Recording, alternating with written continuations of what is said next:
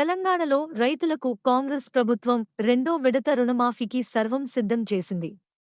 లక్ష లోపు రుణాలు తీసుకున్న వారిలో 11,37,000 మందికి తొలి విడతలో నగదు జమ చేసింది రేవంత్ రెడ్డి సర్కారు.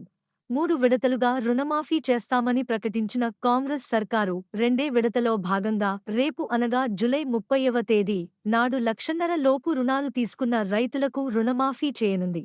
రాష్ట్రంలో 1,50,000 లోపు రుణాలు తీసుకున్న రైతుల జాబితాను కూడా సేకరించింది సర్కారు. రెండో విడత రుణమాఫీని సీఎం రేవంత్ రెడ్డి రేపు అసెంబ్లీ ప్రాంగణంలో మధ్యాహ్నం 12 గంటలకు లాంఛనంగా ప్రారంభిస్తారు. అలాగే ఉమ్మడి నల్లగొండ జిల్లాల కలెక్టరేట్లలో రైతు రుణమాఫీకి సంబంధించిన నగదు జమ కార్యక్రమాన్ని చేపట్టనుంది ప్రభుత్వం. రేపు ₹1,00,000 నుంచి 1,50,000 లోపు రుణాలు మాఫీ కానున్నాయి. రెండో విడత రైతు రుణమాఫీ కార్యక్రమాన్ని హైదరాబాద్లో సీఎం ప్రారంభిస్తారు. ఉమ్మడి నల్లగొండ జిల్లాల్లో మంత్రులు, ప్రభుత్వ ఉన్నతాధికారులు పాల్గొంటారు.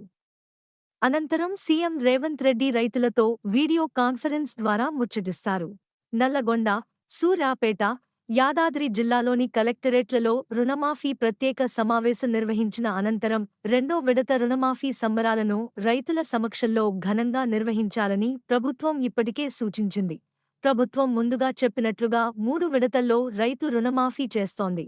రెండో విడతలో కూడా అర్హులైన రైతులు రుణాలు మాఫీ సందర్భంగా రైతు వేదికల్లో కూడా సంబరాలు జరుపుకోవాలని భావిస్తున్నారు. రెండో విడత రుణమాఫీ రేపు చేసేందుకు ప్రభుత్వం, అధికారులు ఇప్పటికే ఏర్పాట్లు పూర్తి చేశారు. మరోవైపు మూడో విడత రైతు రుణమాఫీపై కూడా సీఎం రేవంత్ రెడ్డి నాగర్ కర్నూలు జిల్లా పర్యటనలో ఆదివారం స్పష్టమైన ప్రకటన చేశారు. మూడో విడత రుణమాఫీకి ₹15,000 కోట్లు అవసరమని అంచనా వేసింది ప్రభుత్వం. వీటిని ఆగస్టు మొదటి వారం లేదంటే రెండో వారంలో చెల్లించనుంది. మూడో విడత అంటే 1,50,000 రుణాల నుంచి 2,00,000 లోపు ఉన్నవారికి రుణమాఫీ చేస్తామని ప్రకటించారు. దీంతో రాష్ట్రంలోని రైతులు ఈ వర్షాకాలం పూర్తి కాక ముందే రుణమాఫీ అవుతున్నందుకు చాలా సంతోషంగా ఉన్నారు.